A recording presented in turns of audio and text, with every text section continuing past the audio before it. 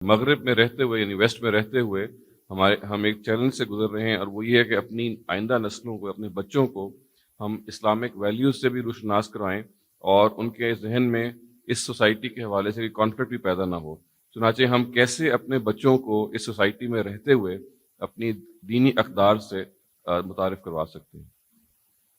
آپ اپنے بچوں کو جو کچھ بنانا چاہتے ہیں، سب سے پہلے خود وہ بن کے رہیے۔ ہمارا ایک بڑا المیہ یہ ہے کہ ہم اپنے بچوں کو تو ابو بکر عمر بنانا چاہتے ہیں، لیکن خود وہ بننے کے لیے تیار نہیں ہوتے۔ تو جب آپ کے ہاں اولاد ہو جائے اور اولاد کچھ باشعور ہونے لگے، تو سب سے پہلے اپنے آپ کو ڈسپلن کیجیے۔ آپ جو اپنے بچوں کے اندر اقدار یا ویلیوز پیدا کرنا چاہتے ہیں، جو مذہبی تصورات ان کو دینا چاہتے ہیں، جس اعلیٰ اخلاق کی ان کو تعلیم دینا چاہتے ہیں، ان کا نمونہ بن کے گھر میں رہیے۔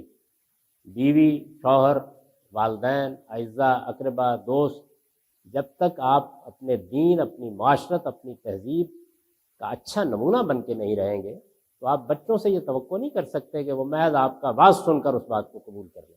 پہلی چیز یہ ہے۔ دوسری یہ ہے کہ ان کی مذہبی تعلیم کا بندوبست کیجیے۔ مذہبی تعلیم سے میری مراد یہ نہیں ہے کہ کچھ چیزیں ان کے دماغ میں ٹھونسنے کی کوشش کی جائے، وہ اب سوال کریں گے، پوچھیں گے۔ تو سب سے بڑی چیز جو ہم اپنے بچوں کو دے سکتے ہیں وہ یہ ہے کہ ان کو قرآن مجید سمجھ کر پڑھنا سکھا دیں۔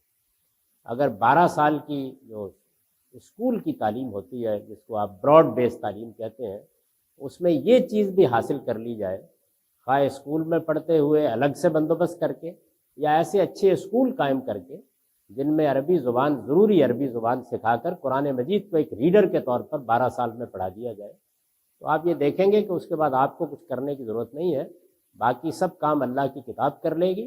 اور جب وہ شعور کی عمر کو پہنچے اور سوالات کرنا شروع کریں قرآن مجید کے بارے میں بھی، دین کے بارے میں بھی، تو اچھے اہل علم سے ان کو متعارف کرا دیجیے۔ دنیا کبھی ان سے خالی نہیں ہوتی، تاکہ ایسا نہ ہو کہ وہ دین سے ناواقف بعض ملاؤں کے ہتھے چڑھ جائیں۔ جب وہ اچھے اسکالر سے، اچھے اہل علم سے رابطہ پیدا کر لیں گے، تو بس ان کے لیے خود راستہ کھل جائے گا۔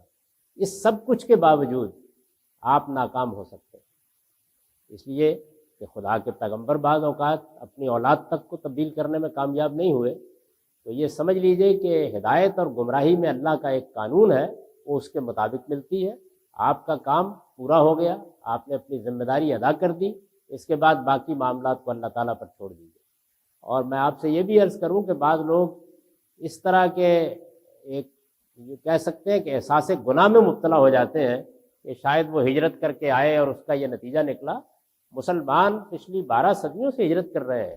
یہ ہندوستان جس میں ہم آپ پیدا ہوئے ہیں، وہاں بھی ہم ہجرت کر کے ہی پہنچے تھے، اور آج بھی اگر آپ دیکھیں تو ہندوستان میں کروڑوں کی تعداد میں وہ لوگ ہیں جو ہندوؤں کے ساتھ، سکھوں کے ساتھ، دوسرے مذاہب کے لوگوں کے ساتھ رہ رہے ہیں، اور یہاں تو پھر اس طرح کا شرک نہیں ہے، وہ خالص شرک کے ساتھ زندگی بسر کر رہے ہیں۔ تو اس لیے گھبرانے کی کوئی ضرورت نہیں ہے، ہمت کے ساتھ اپنا فرض ادا کریں، باقی معاملات کو اپنے پروردگار پر چھوڑ دیں۔